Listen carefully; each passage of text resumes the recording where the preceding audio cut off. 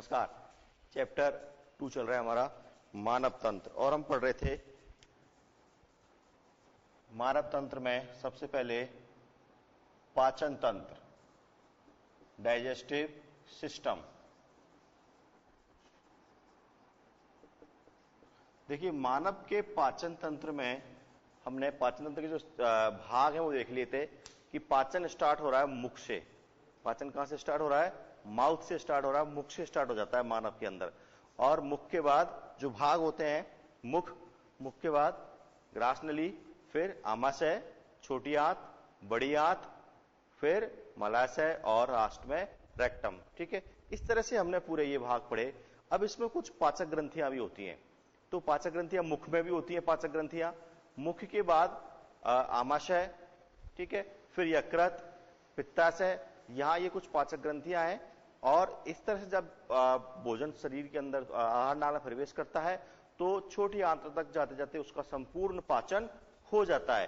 ठीक है, पाचन और अवशोषण, फिर बचता है उसमें सिर्फ जल का अवशोषण जो कि बड़ी आंत में जाकर के होता है। अब पाचन तंत्र में पहला भाग हमारा है मुख।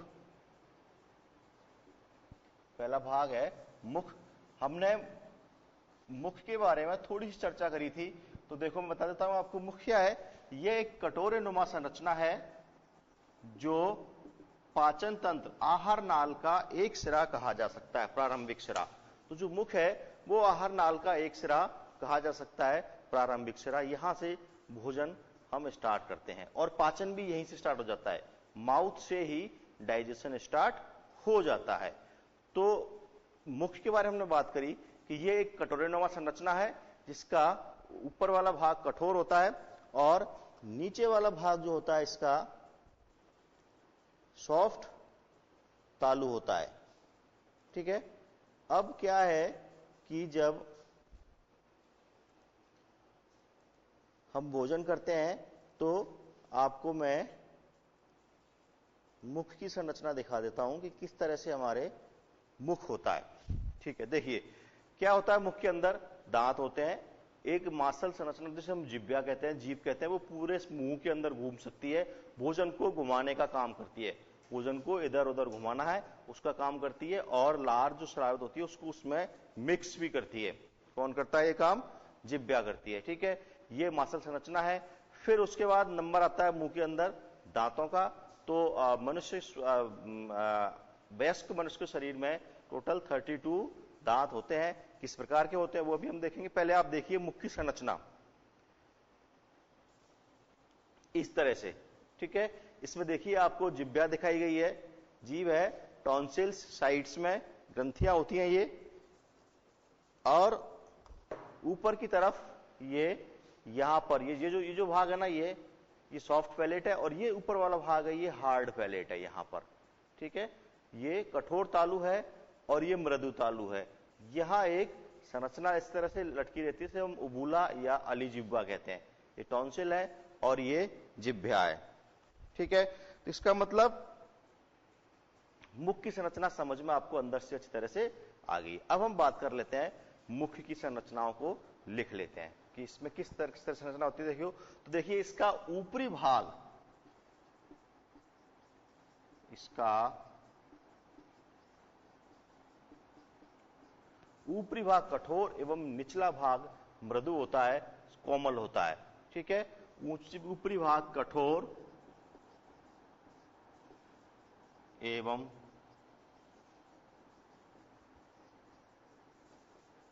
निचला भाग कोमल होता है।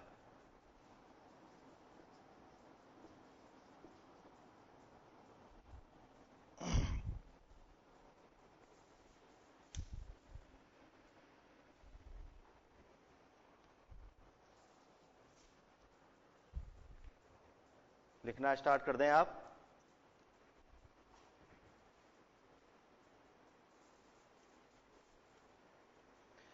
अगला पॉइंट है कि मुख गुहा में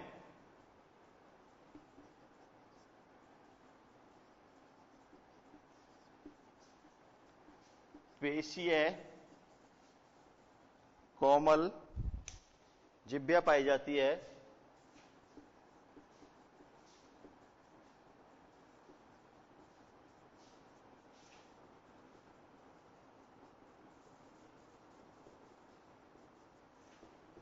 जो भोजन को संपूर्ण मुख में घुमाती है। उसका काम क्या है? भोजन को संपूर्ण मुख में घुमाती है। ठीक है,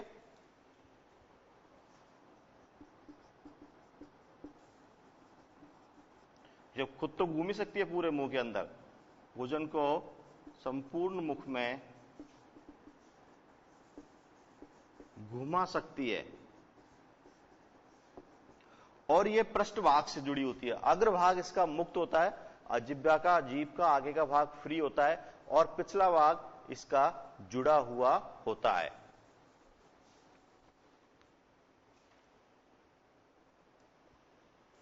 ठीक है, जीभ का पिछला भाग फ्रेनुलम लिंगुम। ठीक है, लिख लें आप, जीभ का पिछला भाग जो मुखगुहा है ना, उसके आधार से चिपका रहता है।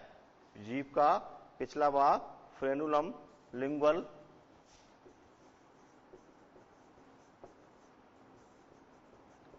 द्वारा आधार, मुखगुहा के आधार, मुखगुहा के आधार से जुड़ा होता है।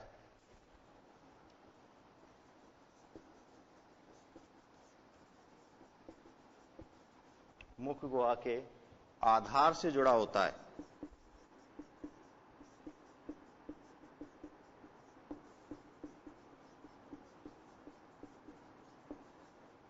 क्लियर?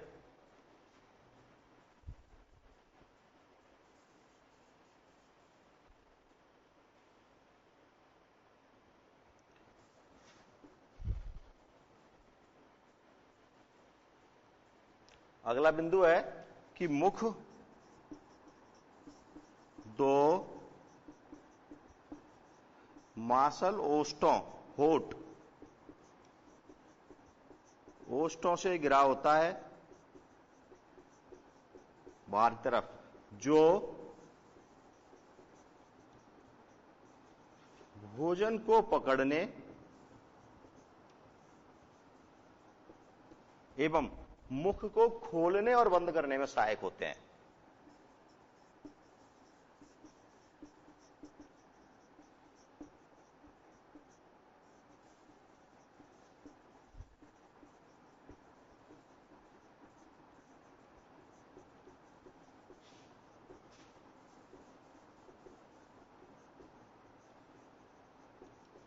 मुख को खोलने और बंद करने में सहायक होते हैं। कौन? मांसल होठ।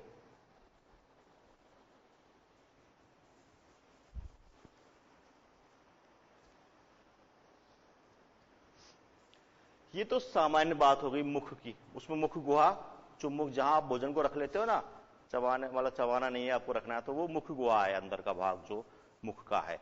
इस मुख गुहा के अंदर जिह्वा है, जिह्वा की बात आ गई। अब इस मुख गुहा के अंदर दांत होते हैं। मुख गुहा के अंदर दांत होते हैं जो ऊपरी और निचले जबड़े में 16 पाए जाते हैं।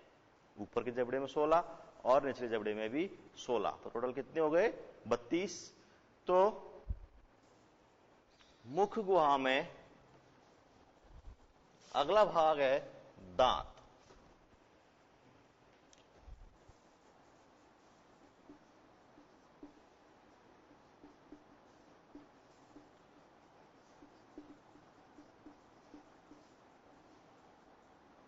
ऊपरी एवं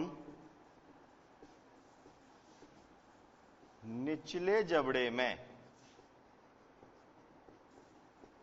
16 दांत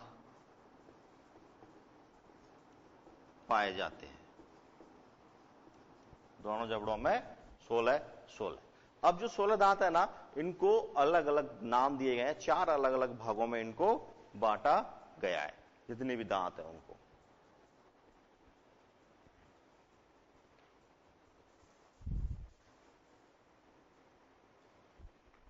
अब आती है बात कि मनुष्य के दांतों का प्रकार। तो मनुष्य के दांत गर्तदंती,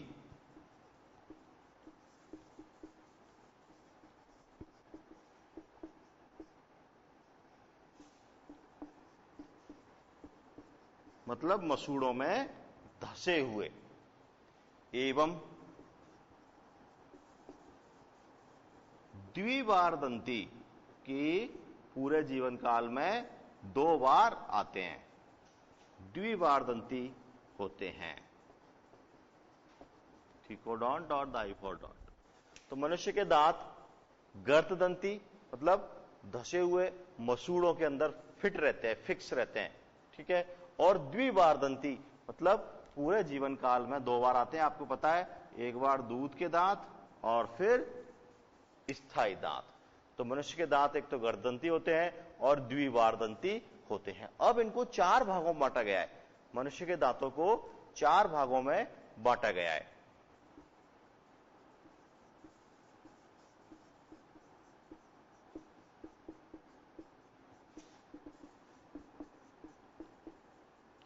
नाम आप याद रखेंगे कैसे, आई, सी, पी और एम। इंसाइजर, कैनाइन, प्रीमोलर और मोलर। इस तरह से हम इनको याद कर सकते हैं, आई, सी, पी, एम। सबसे आगे इंसाइजर, फिर कैनाइन, फिर प्रीमोलर और फिर मोलर। इस तरह से 4 प्रकार के दांत होते हैं। इन चारों के नाम देखो, कृंतक, रदनक, अग्रचवर्णक और चवर्णक। ये तो कृंतक है, ये नाम से पता लग जाएगा आपको हिंदी में। तो कृंतक कुतरने के काम आते हैं। इंसाइजर कुतरने, अगर आपको सेब खाना है तो सेब जब आप खाएंगे तो सीधा वो आगे की तरफ जाता है, साइड में नहीं लेके जाते आप।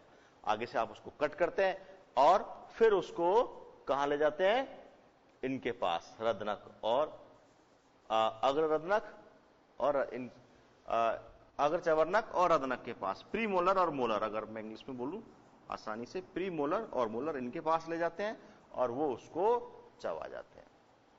लेकिन अगर आपको गन्ना खाना है तो गन्ना कभी आप सामने से नहीं खाते, गन्ना थोड़ा सा साइड में जाएगा, थोड़ा सा साइड से खाएंगे, ठीक है। क्योंकि ये जो सी होता है इसे बोलते हैं रदनक। क्या करेगा, ये काटने का काम करेगा। इसका काम है काटना पीटना। इसका काम है कुतरना, इसका चीरना फाड़ना का काम, ठीक है। ये दोनों चबाने में ही सहायक होते हैं। इनका काम चबाना ही है, मुख्य काम इनका चबाना, ये इसमें सहायक होते हैं चबाने के अंदर। इस तरह से कुल 4 भागों में मनुष्य के दांतों को बांटा गया है, इंसाइजर, कैनाइन, प्रीमोलर और मोलर। सबसे पहले नंबर 1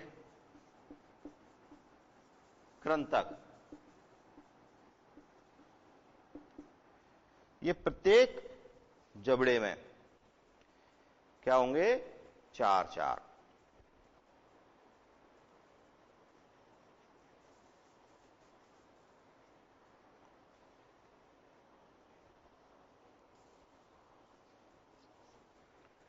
लिखा है।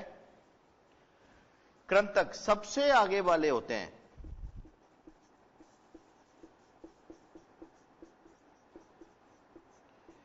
आगे वाले दांत काम क्या करेंगे, कुतरने का काम करेंगे, ठीक है। इनका काम है कुतरने और काटना।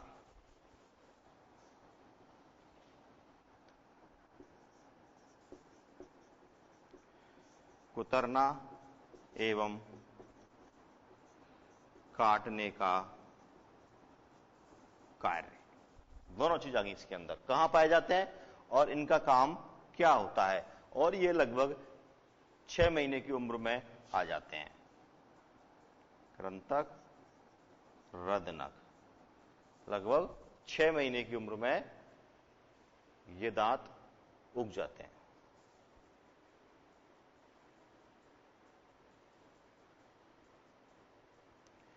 नंबर 2 है रदनक, कैनाइन। ये चीरने फाड़ने का काम करते हैं, मतलब होंगे कहां, कृंतक के बाद में। ये जो आगे वाले दिख रहे हैं ना आपको, 2 और 2 4 के बाद में 2 आपको नुकीली नुकीली से दांत दिखते हैं। तो रदनक ये चीरने फाड़ने का काम करते हैं।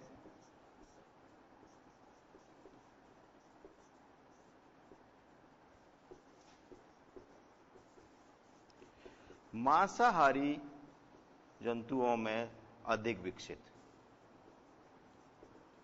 मांसाहारी में अधिक विकसित, और 16 से 20 माह की उम्र में आना प्रारंभ हो जाते हैं, उगना।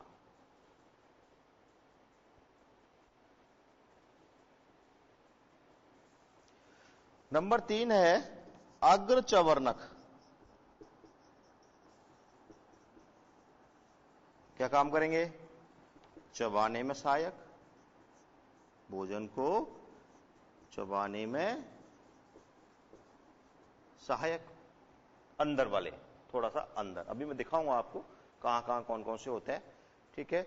और इसके बाद आते हैं चवर्णक, ये भी भोजन को चबाने में सहायक होते हैं।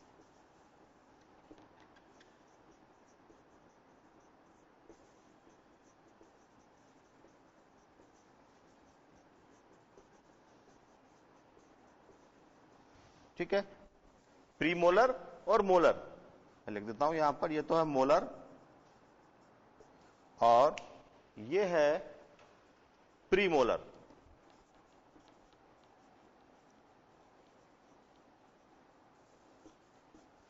क्लियर? इस तरह से कुल 4 तरह के दांत हो गए, कृंतक, रदनक, अग्रचवर्णक और चवर्णक, incisor, canine, premolar and molar. अब आती है बात कि इनकी संख्या कितनी कितनी होती है। तो संख्या पता करने के लिए हम लिखते हैं दंत सूत्र। किसी भी जीव के दांतों की संख्या पता करने के लिए उसका दंत सूत्र लिखा जाता है। तो हम मनुष्य का पढ़ रहे हैं तो मनुष्य का दंत सूत्र लिख लेते हैं। दांतों की संख्या, डेंटल फॉर्मूला, दंत सूत्र से प्रदर्शित करते हैं। ये लाइन भी मैंने लिख दी है। दंत सूत्र किस क्रम में होता है? ICPM के क्रम में, इंसाइजर, कैनाइन, प्रीमोलर और मोलर के क्रम में। ठीक है, कैसे होगा? देखो, मनुष्य का दंत सूत्र,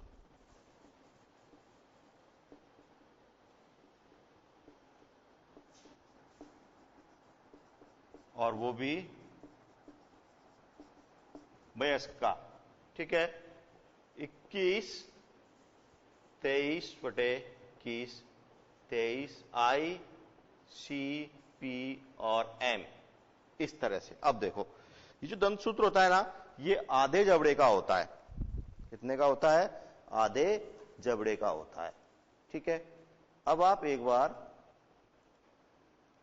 स्क्रीन पे देखिए, आपके पास आ गया है दांत का, अपने मुंह के संरचना है पूरी, दांत देखिए स्क्रीन पर, ये देखिए इस तरह से ये पूरे मुख की संरचना है। ठीक है, मैं थोड़ा सा इसको छोटा कर देता हूं, फिर आपको पूरा दिख जाएगा। ये देखिए, हाँ देखिए, ये अपने माउथ की संरचना है पूरी। यहां पर लिप्स, सबको पता है, ये lips, upper lips and lower lips, ऊपर का ओठ और नीचे का ओठ। ठीक है, यहां ये टंग है, जिब्या। बस इस चित्र में आपको दांत ही समझाए गए हैं, बाकी चीजें मैं आपको इसे समझा रहा हूं। ये मांसल संरचना है, जिब्या है। क्लियर? अब आती है बात ये संरचना, तो ये उबुला है, सभी जानते हैं उबुला। और हमने पढ़ा था कि मनुष्य के दांत गर्त दंती होते हैं। तो देखो ये गम्स हैं, मसूड़े, इन मसूड़ों के अंदर ये दांत अपने फिट रहते हैं। मसूड़ों के अंदर दांत फिट रहते हैं। ठीक है, जब मसूड़ों में दांत फिट रहेंगे तो गर्ददंती। और द्विबार दंती क्यों? क्योंकि 2 बार आते हैं। क्लियर?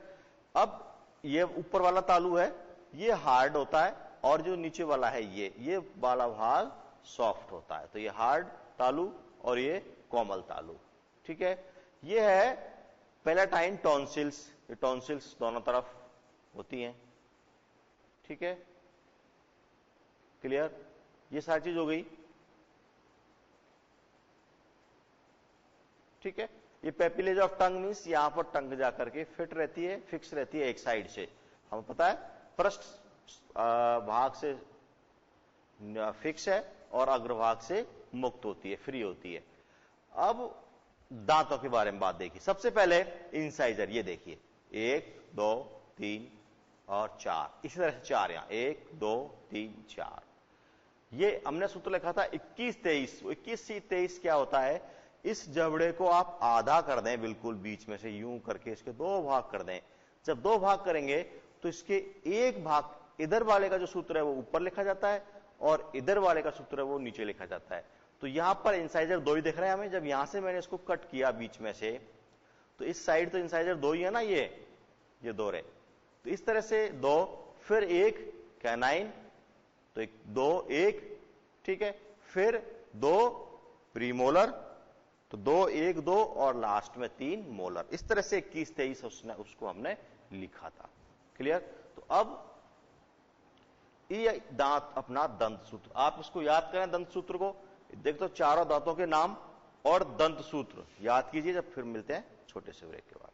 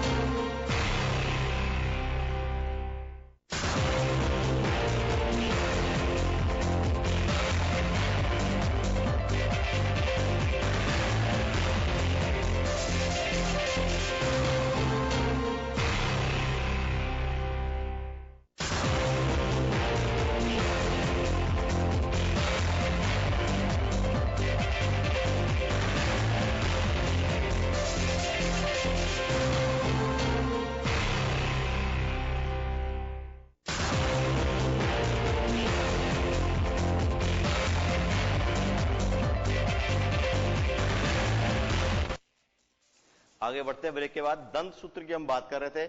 तो देखो अब मैं आपको समझाता हूं, आपको इसको पूरी तरह से। हमने क्या किया, ये पूरा का हमारा जबड़ा है, ठीक है, चित्र में भी हमने समझा, ये पूरा जबड़ा है। क्लियर? जब हमने इसका दंत सूत्र बनाया तो दंत सूत्र बनाते समय हमने क्या किया कि इसको बिल्कुल बराबर भागों में इसको बांट दिया था। कैसे? इसको यहां से हमने यूं इक्वल बांट दिया। जब इक्वल बांटा तो देखो क्या क्या संख्या आई। इंसाइजर 2 इंसाइजर तो इधर हैं, ठीक है, फिर कैनाइन, एक यहां पर कैनाइन है, प्रीमोलर, ये प्रीमोलर है, और 3 क्या है फिर यहां पर मोलर।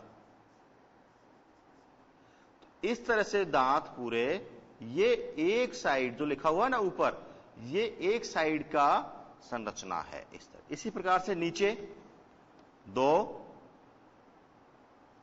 1 और 2 और 3, इस तरह से टोटल कितने हो गए, काउंट करो आप। 2 और 1 3 और 2 5 और 3 8, 8 इधर, फिर नीचे भी 8, तो 8 इधर। अब 8 इधर है तो 8 इधर भी तो होंगे, फिर 8 इधर भी तो होंगे। टोटल कितने हो गए, 8 और 8 को जोड़ो कितने हो गए, 16। 16 को 2 से गुना कर दो, कितने हो गए, 32। इस तरह से पूरे 32 टीथ होते हैं। आगे समझ में आप? वही यहां पर ऊपर 8 नीचे 8, तो ये हो गया 8 + 8 = 16, और इधर 16 और इधर 16, ऊपर 16 और नीचे भी 16, टोटल कितने हो गए, 32 दांत। तो ये सूत्र होता है, ये इस पूरे जबड़े, पूरे दोनों जबड़ों के 1/4 भाग इधर लिखा हुआ है, 1/4 भाग इधर लिखा हुआ है, ये यहां लिखा हुआ है, और ये नीचे लिखा हुआ, इस तरह संख्या लिखी हुई है पूरी और दांतों के प्रकार लिखे हुए हैं।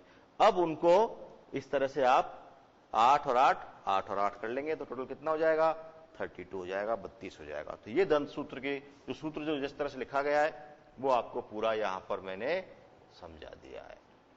क्लियर?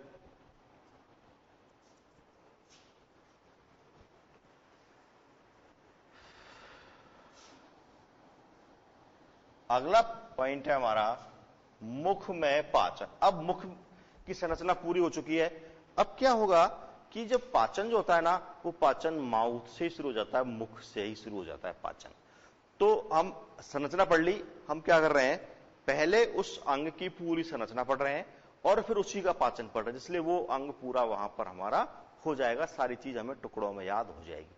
अगर एक साथ पूरा पाचन हम याद करते हैं तो फिर हमें समझ आ जाएगी, एंजाइम्स के नाम ही हम याद नहीं रख पाएंगे, दिक्कत ज्यादा आएगी। इसलिए मैं एक एक पॉइंट को साथ के साथ करता जा रहा हूं। तो अगला है मुख में पाचन, डाइजेशन इन माउथ।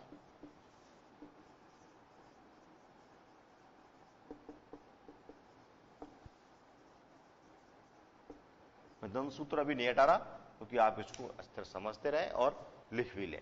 अब देखिए, भोजन मुख में जाता है, मुख में दांत होते हैं, जिह्वा होती है और श्लेष्मा का स्रवन होता है, 3 काम हो रहे हैं। अब जो दांत होते हैं वो क्या करते हैं, उस भोजन को छोटे छोटे टुकड़ों में काटने का काम करते हैं। भोजन के जितने छोटे टुकड़े होंगे उसका पाचन उतना ही अच्छा होगा, क्योंकि वो आमाशय में जाएगा, आमाशय में उसमें विभिन्न प्रकार के पाचक रस मिलेंगे। अगर उसके टुकड़े छोटे हैं तो उसका पाचन भी अच्छा होगा। क्लियर? बहुत सारे कारण है इसके। जल्दी से उसमें जो पाचक रस है वो घुल पाएंगे, उसका सरफेस एरिया बढ़ जाएगा, ज्यादा क्रिया होगी। तो इस तरह से बहुत सारे कारण है। अब दूसरी चीज है कि मुख के अंदर श्लेष्मा ग्रंथि है।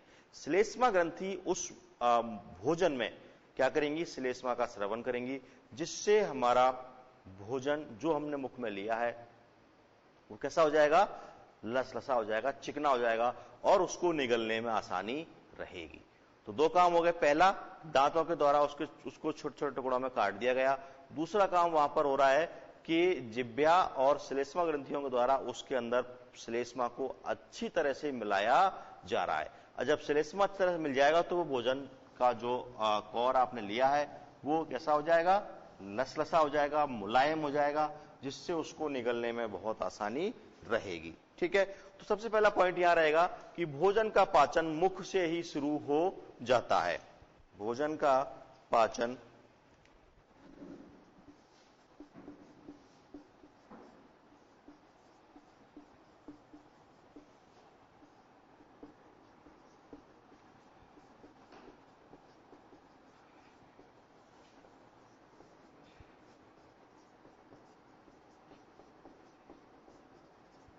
एक एंजाइम होता है लार के अंदर, जो लार जो श्लेष्मा स्रावित हो रही है उसमें एंजाइम होता है, वो एंजाइम पाचन क्रिया प्रारंभ कर देता है। तो भोजन का पाचन मुख से ही शुरू हो जाता है, यहीं से प्रारंभ हो जाता है।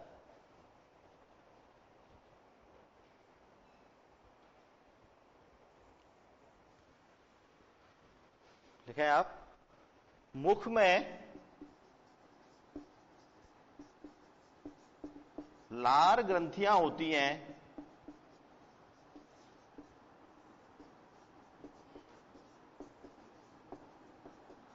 जो कि लार, चिपचिपा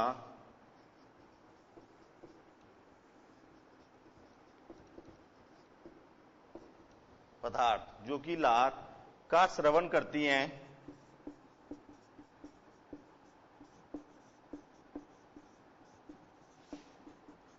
जो भोजन को चिकना व मुलायम बनाती है। भोजन को कैसा बनाएगी, वो सॉफ्ट बना देगी और उसको स्मूथ बना देगी, चिकना बना देगी। अब जो लार ग्रंथियां होती है ना, वो मुख में 3 प्रकार की लार ग्रंथियां पाई जाती हैं।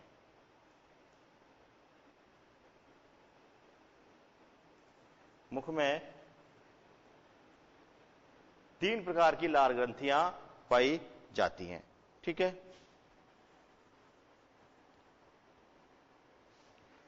पहली कर्णपूर्ण ग्रंथि, दूसरी अधोजम्ब ग्रंथि और तीसरी अधोजिह्वा ग्रंथि। तीनों की हम अभी बात कर लेंगे। तो मुख में ये आपको याद रखना है कि मुख में कौन कौन सी लाल ग्रंथियां होती हैं। 3 प्रकार की लाल ग्रंथियां पाई जाती हैं। मुख में 3 प्रकार की लाल ग्रंथियां पाई जाती हैं। नंबर 1 है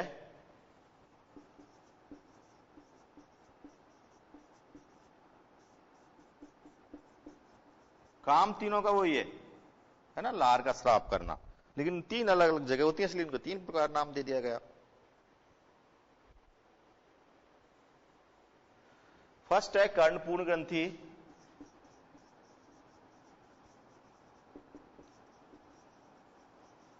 आपने अगर नाम सुना हो पैरोटिड ग्लैंड, कर्णपूर्ण ग्रंथि या पैरोटिड ग्लैंड। कहां होती है ये? चीक्स में, गालों में। यह है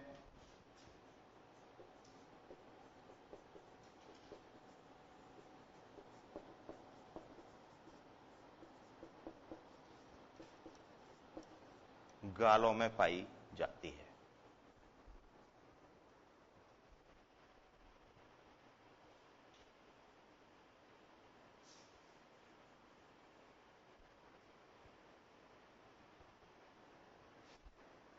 नंबर 2 है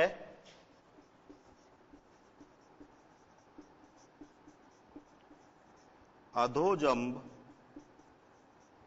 ग्रंथि।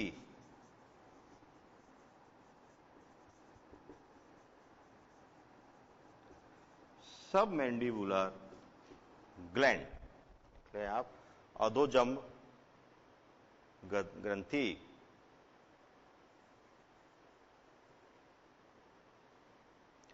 ये एक मिश्रित प्रकार की ग्रंथि है, मिक्स्ड ग्रंथि है। ग्रंथियां होती है ना अंतःस्रावी और बहिःस्रावी, इस तरह से। यह मिश्रित ग्रंथि है। ठीक है, लिख लें जल्दी से। और नंबर 3 है अधोजिह्वा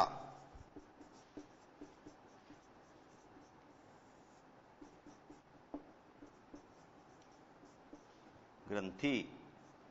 अधोजिह्वा ग्रंथि, सबलिंगुअल ग्लैंड।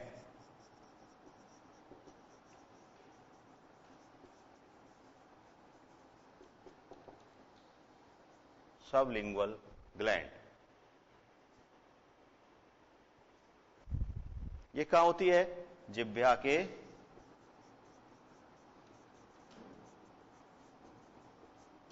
नीचे। ठीक है, कहां होती है? जिह्वा के नीचे। तो इस तरह से हमारे मुख में 3 प्रकार की ग्रंथियां पाई जाती हैं, श्लेष्मा ग्रंथि, और तीनों का काम क्या है? लार का श्रवण करना। अब लार क्या काम करती है और किस पदार्थ का पाचन करती है? ठीक है, इसके बाद ग्रसनी, फिर आमाशय और अदर पार्ट्स नेक्स्ट क्लास में। नमस्कार।